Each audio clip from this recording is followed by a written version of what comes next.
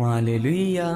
स्वागत है आप सबका मेरी भविष्यवाणियों की पुस्तक में। तो आइए हम आज के पवित्र वचन को पढ़ेंगे जो कि परमेश्वर के दास प्रेरित अंकुर यूसुफ नरूला जी के द्वारा लिखा गया है।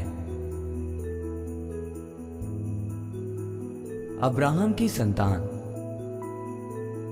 जैसा कि लूका की पुस्तक अध्याय 13 उसकी 16 आयत में लिखा है, और क्या उचित न था कि ये स्त्री जो अब्राहम की बेटी है, जिसे शैतान ने 18 वर्ष से बांध रखा था, शब्द के दिन इस बंधन से छुड़ाई जाती।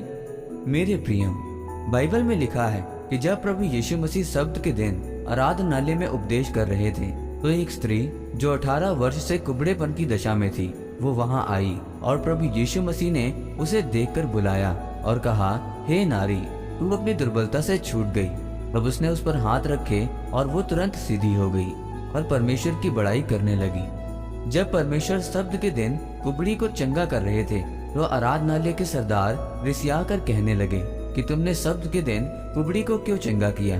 परमेश्वर जवाब देते हैं कि अब्राहम की संतान, जिसे 18 वर्ष से शैतान ने बांधा हुआ था, क्या ये सही नहीं कि ये स्त्री शब्द के दिन छुड़ाई जाती। परमेश्वर का यह अब्राहम के साथ वायदा था कि वो उसकी संतान को छुड़ाएगा और उसे आत्मिक और शारीरिक बरकत देगा। जिस दिन आप प्रभु यीशु मसीह को ग्रहण करते हो, वचन को सुनते और मानते हो, तो आप अब्राहम की संतान बन जाते हो।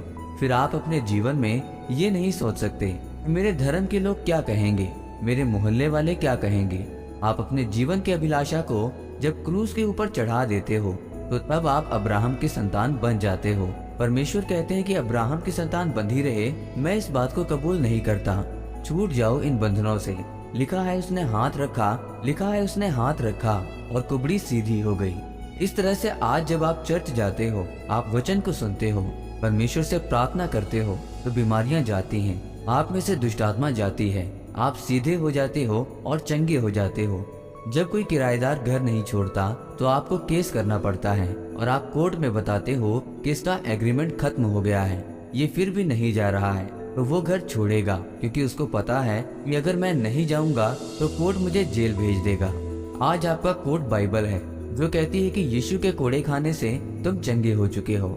जब आप विश्वास के साथ वचन बोलते हो और परमेश्वर से प्रार्थना करते हो, तो आप चंगे होते हो और छुटकारा पाते हो। इसीलिए आपको ये विश्वास करने की जरूरत है कि मैं यीशु के घराने से हूँ, मैं अब्राहम की संतान हूँ और याकूब के घराने पर कोई जादू मंत्र नहीं चल सकता।